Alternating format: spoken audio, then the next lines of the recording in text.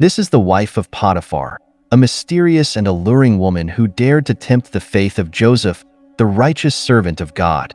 With her captivating beauty and cunning charm, she wove a web of deceit that would change the course of history. But what drove her to pursue Joseph with such relentless passion? And what can we learn from her tragic story of lust, lies, and betrayal? Join us as we explore the fascinating story of Potiphar's wife and discover the valuable lessons that can be applied to our own lives. From the dangers of desire and deception to the power of forgiveness and redemption, her story is a powerful reminder of the consequences of our choices and the sovereignty of God. Subscribe to our channel for more thought-provoking videos on the Bible, and share this video with your friends and family to spark important conversations about faith, relationships, and the power of integrity. Let's dive into the captivating story of Potiphar's wife together. So, what do we know about Potiphar's wife? In a fascinating novel on Potiphar's wife by Mezu Andrews based on Genesis 39, the author depicts Potiphar's wife as the daughter of a king and the wife of a prince. As a young woman, Potiphar's wife rules the Isle of Crete, the largest Greek island, with her mother while her father is out at sea.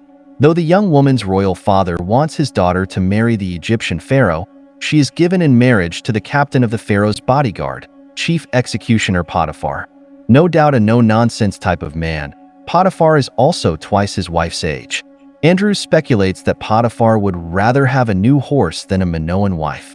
Minoa was an ancient culture of Greece, and in the novel, Potiphar's wife's original home, to which she longs to return. While Andrews' novel is a work of fiction, Potiphar's wife was very likely a neglected, lonely, and unhappy trophy wife. What can we learn from Potiphar's wife? 1. A person cannot stop God from fulfilling his plans. No matter where Joseph ends up, he flourishes personally and carries out God's plan. God blesses all of Joseph's situations, from an empty well in Canaan to Potiphar's lavish home with his bored, lustful wife to a dark prison cell. What God does not bless is Potiphar's wife's pursuit of Joseph, even though she is much higher in social status than Joseph. He does not have any thoughts of committing adultery with her. To give in to Potiphar's wife would have ruined his relationships with Potiphar and God. Joseph says in Genesis 39 verse 9, "No one is greater in this house than I am. My master has withheld nothing from me except you, because you are his wife. How then could I do such a wicked thing and sin against God?" Joseph already has a strong character before Potiphar's wife watches him working outside the palace through the gauze curtains of her jasmine-scented chambers. 2. Knowing right from wrong may not stop us from acting sinfully. Potiphar's wife knows the ancient Egyptian punishment for a woman committing adultery was to have her nose cut off. Her lust overrules any fear of punishment or social stigma she might endure due to seducing Joseph. When Joseph rejects Potiphar's wife, she lies and accuses him of attempting to assault her sexually. Her husband believes her. If Potiphar and the status quo look upon his wife as a piece of good-looking livestock, the people in Egypt may not be dismayed at Joseph's actions. Potiphar may also be protecting his ego by not admitting his wife strayed from him.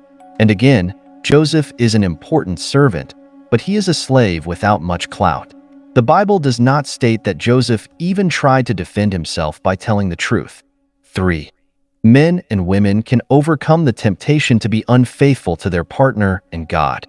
1 Corinthians 10 verse 13, written for early Christian centuries after the account of Potiphar's wife and Joseph, states that we are not tempted beyond what God decides we can handle.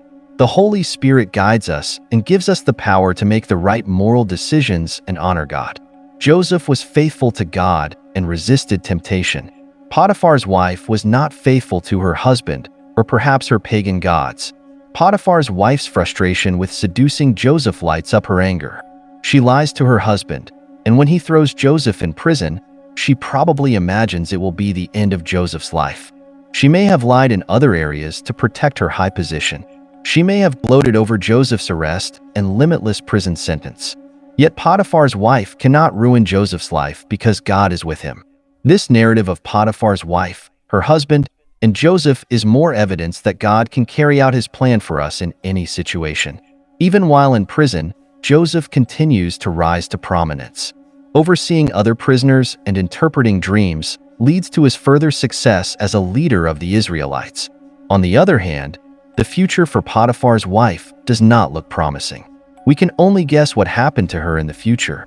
I imagine bags forming under her flashing eyes from sleep-challenged nights, thinking over her actions with Joseph. I imagine she rolled away from her husband's side, estranged from him by her deception.